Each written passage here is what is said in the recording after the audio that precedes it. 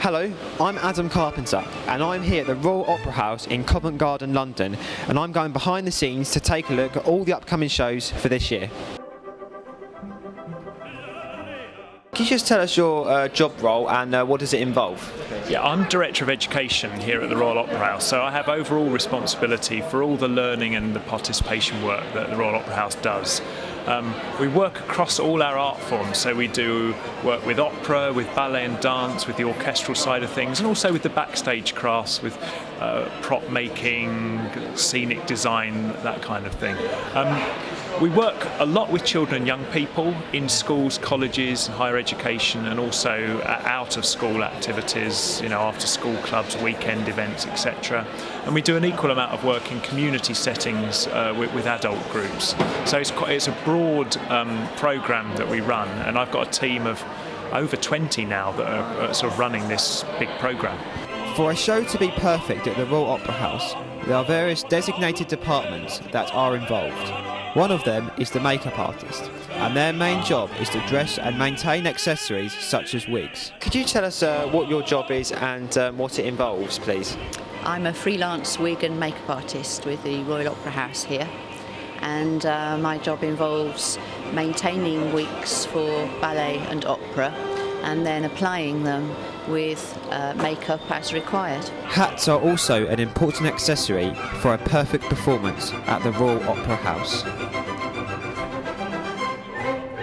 Could you just tell us what your job is and what it involves, please? My role at the Royal Opera House is as a milliner in the hat and jewellery department. My role involves making and creating the ideas that a designer will come to prior to production, usually about 3 months before a production is made. In order that you can understand the process of the hat making, for example, we would have to establish and find out what the actors or the dancers' head sizes were to begin with. And then once we'd got the design, we would create a sample in the spatra, which is a fabric which is then wired on the edge. And then following that, you would then shellac the original spatra, which gives it a solidity and is then hard enough for us to cover with any fabric that the designer chooses. Costume design is a critical part of the production success. Here we go behind the scenes. My name's Mitch and I work within the performance support workroom.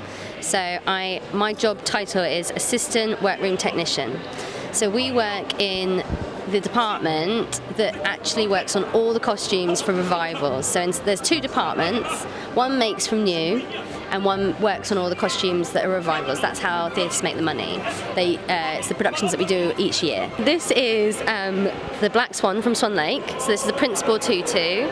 And it is made up of lots of layers of net, 12 layers of net going outwards, and then within the middle of that there's a steel hoop, which is what keeps up the skirt. Audiences go to see shows at the Royal Opera House to be entertained, enjoy themselves, and above all, to be comfortable.